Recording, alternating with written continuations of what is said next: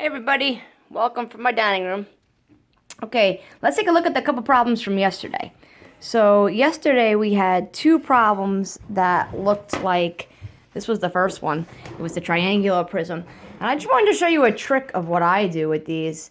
And yesterday I was working on my porch. I showed you a video before, and when building this whole outside shower thing. So I took this piece of wood in, and I thought it was perfect because here it is, a rectangular prism.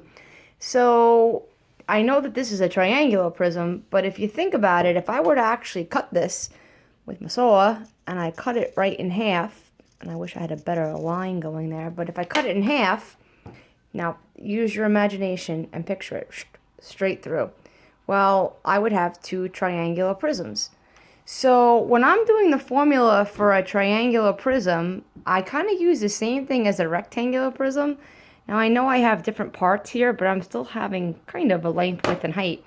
And then I want you to think about this. What would I do with the formula to get the answer? Well, look here. Really, that triangular prism is half of the rectangular prism. So I would just divide it by 2. So here, an easy way to get an answer, which is pretty much what I always do, I take the 7 times 22 times 24, and I divide it by 2. And if I put that into my calculator, 7 times 22 times 24 equals this, which is what some of you had as your answer. That would be for the whole thing. We only have half of it. And I divide it by 2. And there's my answer, 1848. So that's the answer for the triangular prism. Now let's look on to the harder one. Let me clear out this work. The harder one is the triangular prism. So the trapezoidal prism.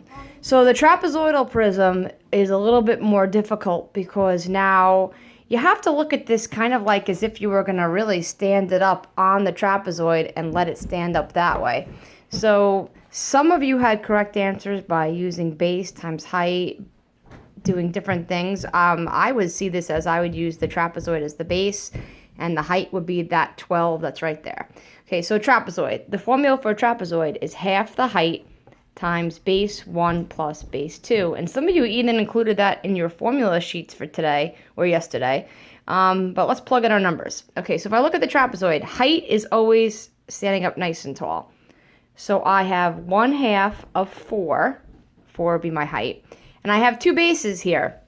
So I'm looking at the trapezoid here, which is the same trapezoid on the other side. And I have the 8 in there. That would be one of the bases. And the other base is that 5 if I just moved it over. So there's my two bases. So 1/2 of 4, 8 plus 5. So if I do my math and I watch out for my order of operations, half of 4 is 2.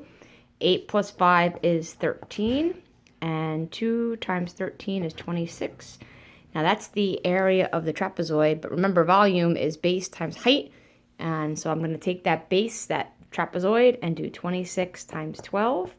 And when I type that into my calculator, 26 times 12, I wind up with an answer of 312, which is the correct answer for the trapezoid. That's the volume of the trapezoid.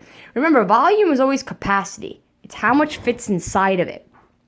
We could talk about surface area tomorrow, too. And look, surface area is when I'm finding the area of all the different surfaces.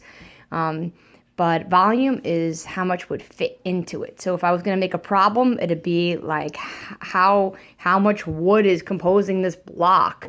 Or if it were hollow, how much can I fit inside of it? So we'll do some more activities on that coming up next week. Okay, just let me know if you have any questions. Just don't feel bad about sending me an email. We can go over everything. We can have a private Google meetup if you're unsure and you wanted to ask questions. Okay,